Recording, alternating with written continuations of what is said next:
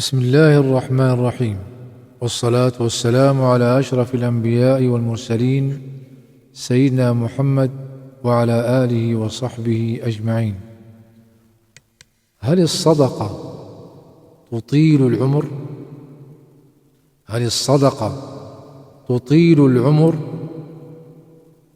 كان الليث بن سعد يتاجر في العسل، وذات يوم رست سفينة له محملة بالعسل، وكان العسل معبأ في براميل، فأتت له سيدة عجوز تحمل وعاء صغيرا وقالت له: أريد منك أن تملأ هذا الوعاء الصغير عسلا لي.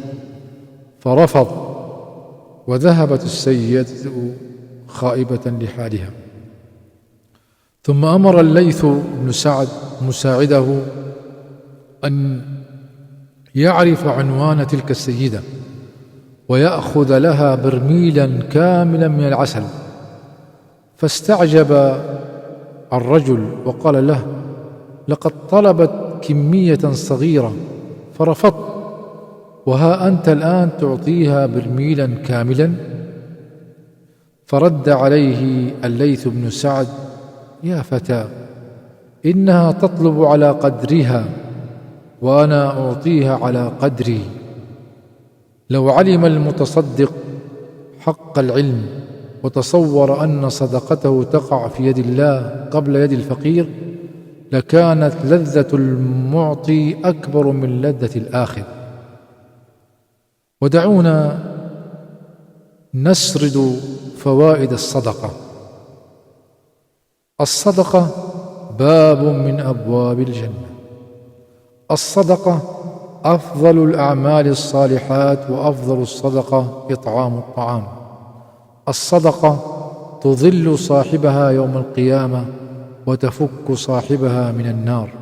الصدقة تطفئ غضب الرب وحر القبور. الصدقة خير ما يهدى للميت، وأنفع ما تكون له، ويربيها الله عز وجل، أي ينميها. الصدقة تطهير وتزكية للنفس ومضاعفة للحسنات.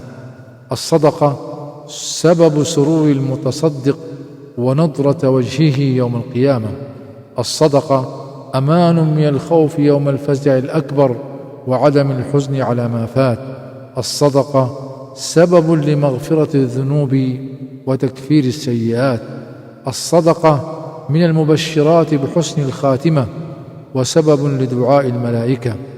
المتصدق من خيار الناس، والصدقة ثوابها لكل من شارك فيها. صاحب الصدقة موعود بالخير الجزيل والأجر الكبير. المنفقون من صفات المتقين، والصدقة سبب لمحبة عباد الله المتصدق. الصدقة أمارة من أمارات الجود، وعلامة من علامات الكرم والسخاء. الصدقة سبب في استجابة الدعوة وكشف الكربة. الصدقة تدفع البلاء وتسد 70 بابا من السوء في الدنيا. الصدقة تزيد في العمر وتزيد في المال، وسبب في الرزق والنصر. الصدقة علاج ودواء وشفاء. داووا مرضاكم بالصدقة. الصدقة تمنع الحرق والغرق والسرقة وتمنع ميتة السوء. الصدقة أجرها ثابت ولو كانت على البهائم أو الطيور. وأفضل صدقة هي أن تشارك هذا المقطع لكل من تحبه وتريد له الخير. وصلى الله على سيدنا محمد وعلى آله وصحبه أجمعين.